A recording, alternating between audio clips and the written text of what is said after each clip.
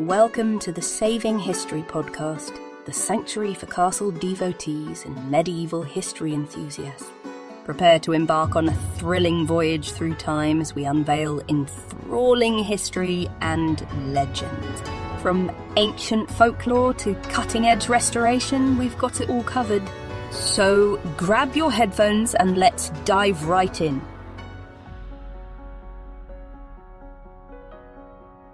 In the latter years of the 13th century, as Europe teetered on the cusp of monumental changes, a prince of stern countenance and piercing eyes ascended the French throne. Born in 1268 to King Philip III, young Philip IV would not only inherit his father's realm, but also his daunting legacy of unresolved conflicts and mounting debts, known as Philip the Fair, a moniker that reflected his striking good looks rather than his moral disposition. His reign was to be marked by a calculated coldness and an iron-fisted rule that would leave his kingdom profoundly transformed. Upon his coronation in 1285, Philip was barely 17, a youth by any standard, yet thrust into the complexities of governance amid the turbulent political currents of medieval France. The young king's demeanour was notably calm and detached, with a reservation that bordered on aloofness. But beneath this serene exterior lurked a mind sharp with ambition, and a will fortified by ruthlessness, traits that would define his rule and his dealings both at home and abroad. The France that Philip inherited was a patchwork of feudal territories, each ruled by barons and dukes whose loyalty to the crown was often overshadowed by their own territorial ambitions. The Capetian dynasty, to which Philip belonged, had worked tirelessly to consolidate royal power, a task now falling upon Philip's shoulders. His reign began with the promise of continuity, but soon veered into a relentless pursuit of absolute power. The kingdom was also financially drained, suffering from the expenditures of previous wars and crusades. Philip's initial years were marked by efforts to stabilize the kingdom's finances through traditional means, raising taxes and asserting royal prerogatives. However, these measures were insufficient to satiate the kingdom's needs or his ambitions. Thus his eyes turned towards more drastic measures, which would later unfold with dire consequences for certain groups within his realm. Amidst this backdrop of financial desperation and political strife, Philip's true character began to surface. His strategies were not just responses to immediate crises, but were part of a broader vision that sought to reshape the very fabric of French monarchy.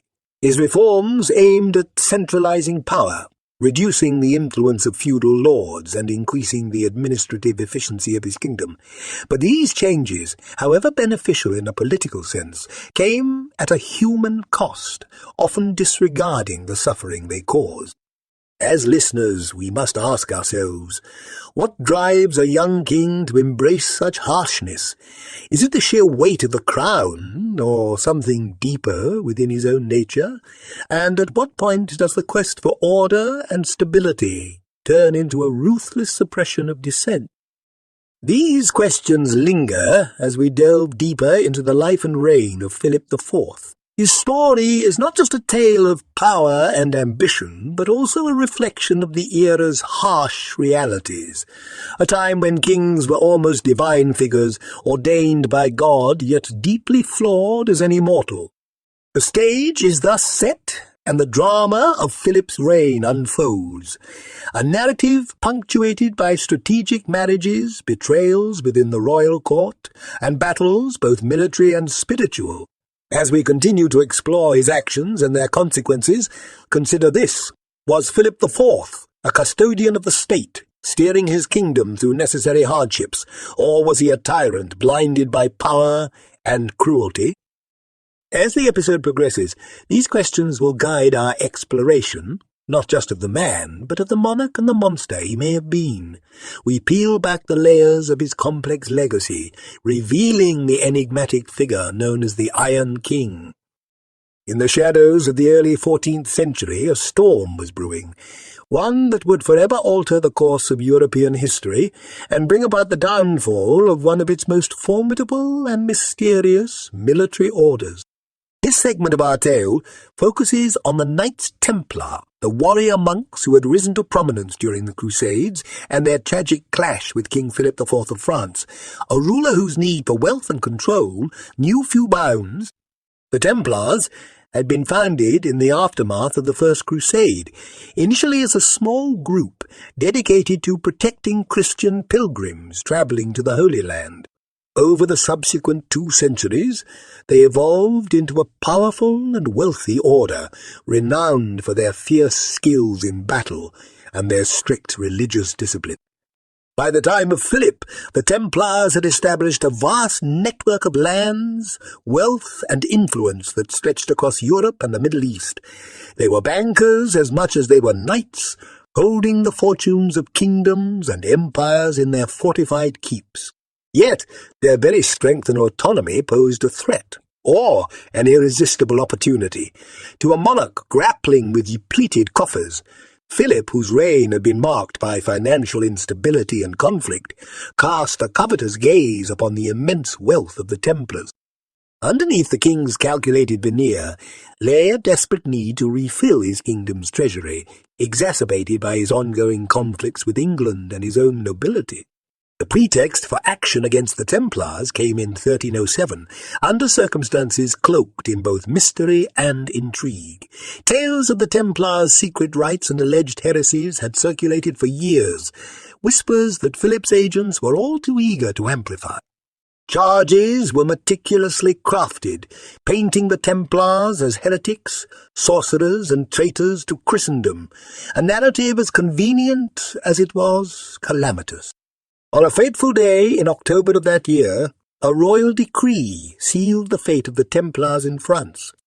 Dawn raids saw hundreds of Templars arrested, including the elderly Grand Master Jacques de Molay.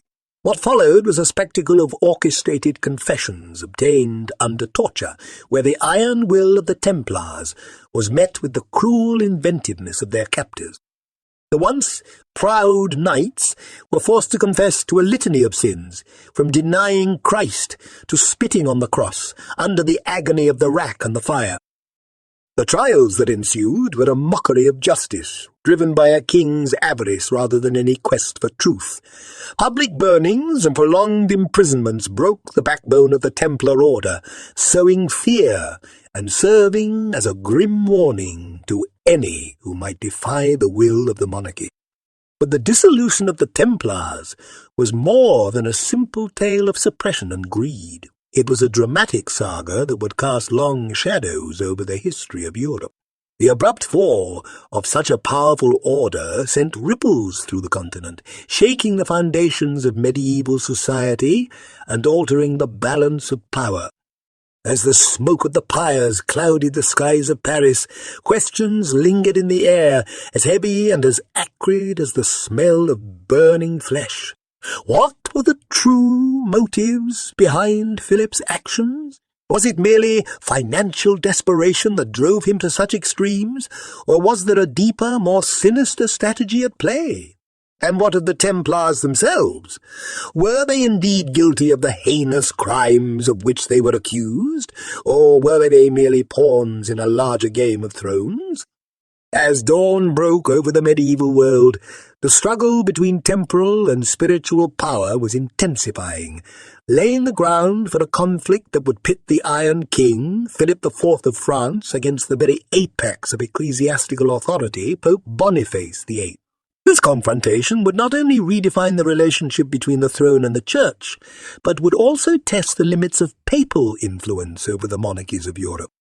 Pope Boniface, a pontiff as formidable and assertive as Philip himself, ascended to the papal throne in 1294 amidst a period marked by vigorous papal claims to supremacy over secular rulers. Boniface was a man of vast intellectual prowess and spiritual conviction, determined to assert the Church's authority over all Christian princes. His papacy came at a time when the memories of past conflicts between popes and kings, like that between Pope Gregory VII and Emperor Henry IV, were still vivid in the collective memory of Christendom. The flashpoint came with the issuance of the papal bull Clericis Laicos in 1296, which forbade the taxation of the clergy without explicit papal approval. This decree struck directly at the financial strategies that Philip relied upon to replenish his kingdom's drained treasury. For a monarch whose sovereignty was defined by divine right, yet constrained by earthly needs, Boniface's decree was not merely an inconvenience. It was a direct challenge to his authority. Philip responded with a bold countermeasure, banning the export of precious metals from France, a move that crippled the Vatican's ability to collect revenue from one of its most crucial territories. The stage was set for an epic showdown, with both leaders wielding the tools of their offices like weapons in a chess game that spanned the entirety of Europe. The confrontation escalated with Boniface's Unam Sanctum in 1302, one of the most extreme declarations of papal primacy ever issued. It proclaimed that every human being must be subject to the Roman pontiff for salvation, an assertion that effectively placed the Pope above all earthly rulers, including Philip. The response from the French king came swiftly and with a brutality that shocked the medieval world. In 1303, Philip orchestrated an audacious assault known as the Outrage of Anagni. His agents, led by the cunning Guillaume de Nogaret, a lawyer as ruthless in legal manipulations as Philip was in governance, invaded the papal residence and arrested Boniface VIII. Although the Pope was soon released, the humiliation and trauma of the event contributed to his death just a month later. This bold move by Philip would mark one of the lowest points in the history of papal authority, showcasing the lengths to which he would go to secure his sovereignty. The aftermath of this audacious assault on the papacy led to the Babylonian captivity of the Church, during which 7 successive popes resided in Avignon, France, effectively under the influence of the French crown. This period significantly diminished the power of the papacy and aligned it more closely with French interests, a testament to Philip's enduring impact on the political landscape of Europe. As we reflect on these tumultuous events, several intriguing questions arise. What drove Philip to confront the Pope with such ferocity? Was it merely the financial strain? Or was there a deeper ideological battle at play between the ecclesiastical and secular visions of power? And in the grand tapestry of medieval politics, what were the long-term implications of this struggle for the Church and for the concept of monarchy in Europe? These questions not only underscore the complexity of Philip's reign, but also highlight the enduring tension between crown and cross, a saga of power, principle, and politics that resonates through the corridors of history. In the annals of medieval France, few events cast a shadow as long and as dark as the expulsion of the Jews in 1306. This drastic act by King Philip IV, often shrouded in the mist of financial desperation and political manoeuvring, marked a pivotal moment in the troubled relationship between the French crown and its Jewish subjects. This episode in history not only reflects the harsh realities of medieval anti-Semitism, but also highlights the economic motivations that often underpinned such persecution. Jewish communities have been a fixture in France since Roman times, growing in number during the Middle Ages. They were often invited by local laws for their financial acumen, particularly in money lending, which was prohibited to Christians by the Church's usury laws. By the time of Philip's reign, Jews in France had become integral to the economic machinery of several French towns, providing essential financial services that were unavailable from Christian sources. However, the Jews' economic utility was double-edged. While they contributed to the local economies, their distinct status as both essential and alien made them convenient scapegoats during times of economic or social strife. Philip, whose reign was continually beleaguered by financial woes, saw the wealth of the Jewish community not as a benefit to the realm, but as a personal treasury he could claim. In the year 1306, under the guise of royal edicts and fueled by deep-seated anti-Semitic sentiments, Philip ordered the arrest and expulsion of all Jews from French territories. The decree was sudden and its execution ruthless. Jewish families were rounded up, their properties confiscated, and their wealth seized. The king's guards were thorough, leaving no stone unturned in their quest to extract as much as possible from the distraught community. The Jews were given only a short time to sell their possessions, often at far below market value, and were allowed to take only what they could carry. The rest was absorbed into the royal coffers, providing Philip with a temporary financial reprieve, but at a great human cost. This expulsion was not the first, nor would it be the last, such event in the history of Europe's Jews, but it was unprecedented in its scale and the speed with which it was carried out under Philip's orders. The expulsion reflected a darker facet of Philip's rule, his willingness to manipulate and sacrifice any group if he could bolster his financial or political standing. Historians debate the exact motivations behind Philip's decision. Was it purely economic, driven by his desperate need for funds, or was there also an element of ideological conformity, a desire to cleanse his realm of those he deemed outsiders or threats to Christian hegemony? These questions probe the depths of the medieval mindset and the complexities of Philip's policies, revealing a tapestry woven with threads of greed, fear, and power. The immediate impact on France was profound. Economically, the expulsion was a short-sighted move. The quick influx of funds did little to solve the ongoing fiscal problems, but did cause a decline in economic activity in several regions. Socially and culturally, the expulsion tore the fabric of communities that had been diverse and relatively integrated. The Jewish diaspora spread across Europe, carrying tales of their expulsion and contributing to the narrative of wandering and persecution that characterized much of Jewish history in the Middle Ages. As we reflect on this somber chapter, we are compelled to consider the lasting implications of Philip's actions. What does this event tell us about the nature of power and the vulnerabilities of minority communities in the face of royal authority? How did the expulsion influence subsequent policies towards Jews in France and elsewhere in Europe? These reflections invite us to delve deeper into the story of Philip IV, a king whose reign was marked by grand ambitions and grave missteps, and whose legacy is a complex blend of statecraft and cruelty. Amid the tumult and grandeur of medieval France, a landscape punctuated by the clashing of swords and the solemnity of ecclesiastical decrees, King Philip IV, known as the Iron King, embarked on a comprehensive campaign to transform the very bedrock of French governance. His reign, while often overshadowed by tales of treachery and oppression, was also a period of significant legislative innovation, which sought not only to consolidate the power of the crown, but to reforge the mechanisms of state. The late 13th and early 14th centuries were a pivotal era in the evolution of the modern state, and Philip stood at the forefront of this transformation. His reforms were driven by a vision of centralized authority and a kingdom governed by law rather than by the feudal prerogatives of the nobility. To achieve this, Philip implemented a series of legislative reforms that would significantly alter the landscape of French governance. Central to Philip's reforms was the establishment of the Parliament of Paris, originally conceived as a royal advisory body, but increasingly evolving into a sovereign judicial institution.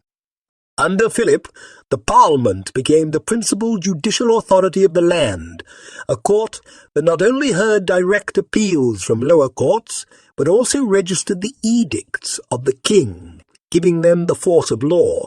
This move effectively reduced the legal power of the feudal lords and centralized judicial authority in the hands of the king and his appointees. Moreover, Philip expanded the use of written records and formal procedures in government operations, a shift that enhanced the bureaucracy's efficiency and transparency, but also increased its control over the populace. The king's officials, known as the legists, were trained in Roman and canon law and were loyal to the crown rather than to local feudal interests.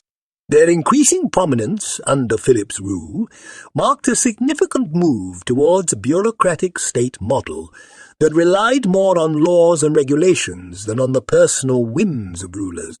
However, these reforms were not merely administrative. They also had a profound socio-political dimension. By enhancing the power of the state, Philip could more effectively control the nobility, many of whom were unruly and possessed significant autonomous power. The king's reforms thus served a dual purpose: improving governance while also undercutting potential sources of opposition. Philip's approach to governance also reflected a shift in the concept of royal power. Under his rule, the king was not just the feudal lord of his domain, but the embodiment of the state itself.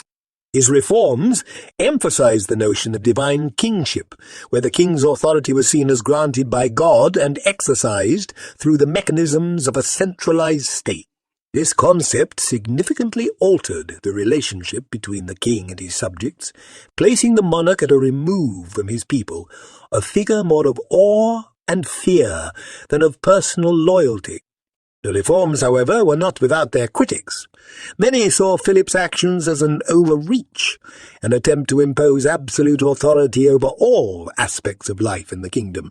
The nobility, in particular, viewed these changes with suspicion and hostility, as they eroded traditional privileges and transferred power from the aristocracy to a centralized bureaucratic state.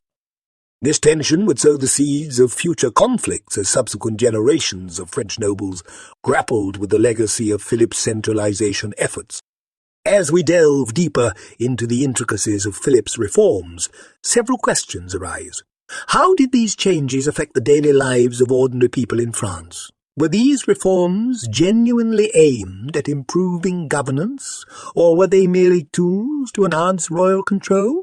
And how do these legislative changes reflect the broader shifts in medieval European politics, where the concept of the state began to emerge as distinct from the person of the ruler? These reflections lead us to a more nuanced understanding of Philip's reign. While he may be remembered for his ruthlessness and the suppression of his enemies, his contributions to the development of the modern state are undeniable. His reforms laid the groundwork for a centralized administration that would eventually become a hallmark of the modern nation-state. In the intricate web of medieval European politics, the lineage of a king was not merely a record of genealogy, but a manifest of his power, a tool of diplomacy, and a cornerstone of his legacy. For Philip of France, the intricate tapestry of his family's relationships was as much a part of his reign as were his battles and decrees. His marriage alliances, the scandals that shadowed his court, and the succession of his progeny would all echo beyond the confines of his lifetime, shaping the geopolitical landscape of medieval Europe. Philip married Joan of Navarre in 1284, a union that was as strategic as it was fruitful, knitting together the realms of France and Navarre. Joan was not only a queen consort of France, but also regnant of Navarre, bringing not just her royal blood, but substantial territories to the marriage. Together they had 7 children, ensuring the survival of the Capetian line and creating alliances through their children's marriages. However, the apparent solidity of this dynastic edifice would be tested by a scandal of such magnitude that it threatened to unravel the very fabric of the monarchy. The Tour de Nesle affair, named after the tower where much of the scandalous activity was said to have occurred, erupted in 1314. It involved accusations of adultery against 3 of Philip's daughters-in-law, Marguerite, Blanche, and Joan. The accusations were levelled by his daughter, Isabella, Queen of England, who claimed that the accused queens had been involved with 2 Norman knights, brothers Philip and Gauthier d'Aunay. The scandal was a public spectacle that sullied the royal family's reputation and struck at the heart of the feudal ideal of chivalric and queenly purity. The accused women were tried and found guilty. The knights were brutally executed, and the women's fates sealed in ignominy. Marguerite and Blanche were imprisoned for life, while Joan was eventually pardoned but lived forever tainted by scandal. This sordid episode raises profound questions about the dynamics within Philip's family and his rule. Was the accusation a mere manifestation of courtly intrigue, or was it reflective of deeper political machinations? The answers might lie in the shadowy corners of the court, where power was often wielded, not just with a sceptre, but with secrets and spies. The consequences of the affair rippled outward, affecting not just the individuals involved, but the very lineage of the Capetian dynasty. Philip's sons, Louis X, Philip V, and Charles IV, would each take the throne in turn, but none would leave a male heir, leading to the eventual end of the direct Capetian line. This lack of male succession plunged the kingdom into a period of instability and set the stage for the 100 Years' War, as claims to the French throne by the kings of England, stemming from Isabella, Philip's own daughter, brought prolonged conflict. Philip's management of his family affairs, therefore, was not just a personal challenge, but a matter of state importance. His attempts to secure his dynasty through strategic marriages and alliances were mirrored by his efforts to centralize royal power. Both were ambitious, and both were fraught with risks and unintended consequences. As we delve deeper into the story of Philip IV, we see a king whose family was both his greatest asset and his potential undoing. The reign of Philip IV of France is often painted with the dark hues of his ruthless policies and fierce battles for power. Yet, amidst the shadows of his reign, there flickered lighter flames, those of cultural and artistic endeavours that flourished under his patronage. While Philip's name may evoke images of conflict and suppression, his influence on the arts and culture of medieval France was profound and enduring, contributing to a legacy that transcended his political and financial machinations. Philip's era was a time when the medieval ethos was gradually giving way to the dawn of the Renaissance, and the cultural landscape of Europe was undergoing significant transformation. The Gothic style, which had begun to take root earlier in the century, was reaching new heights of expression, particularly in architecture. It was under Philip's reign that this style was embraced and propagated through monumental projects that would come to define the aesthetic of the period. One of the most significant of these projects was the expansion and fortification of the Louvre. Originally conceived as a fortress during the reign of Philip II, the Louvre was transformed under Philip into a symbol of royal power and artistic patronage. The expansion not only reinforced its capabilities as a defensive structure, but also embellished its function as a royal residence, adorned with artistic works that celebrated the majesty and divine right of the king. Beyond the grandeur of stone and mortar, Philip's patronage extended to the literary arts. He was a monarch who recognized the power of the written word, not just as a tool of governance, but as a means of cultural expression and consolidation. Under his auspices, the vernacular began to flourish, reducing the reliance on Latin and making literature more accessible to the burgeoning French-speaking populace. This movement was not merely incidental, but a strategic enhancement of French identity, fostering a sense of national unity and pride.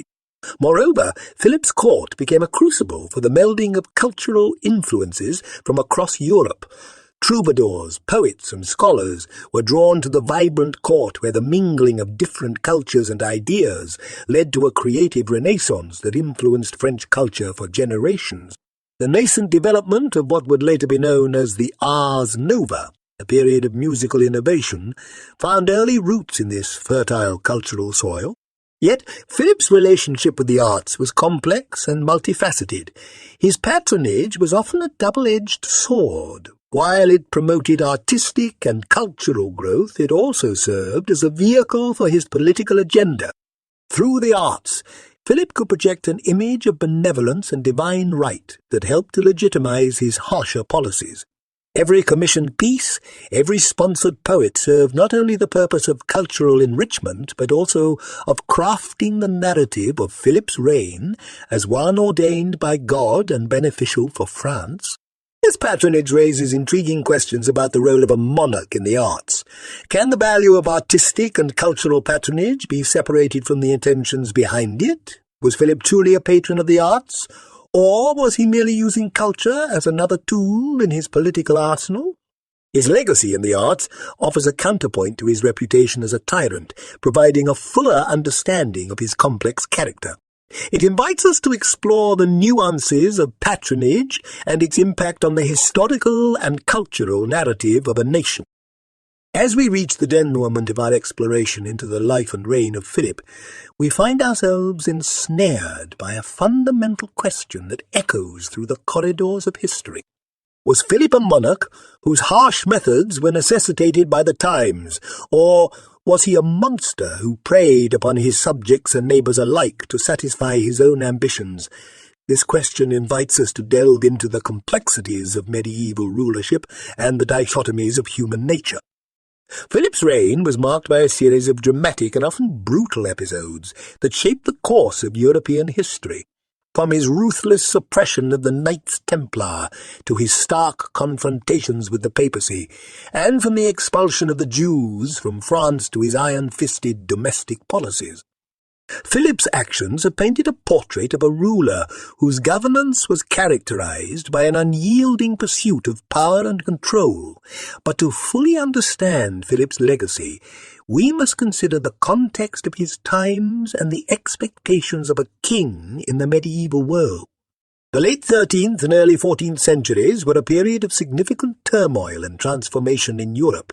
Kingdoms were consolidating power, financial systems were becoming more complex, and the relationships between secular and religious authorities were perpetually contentious.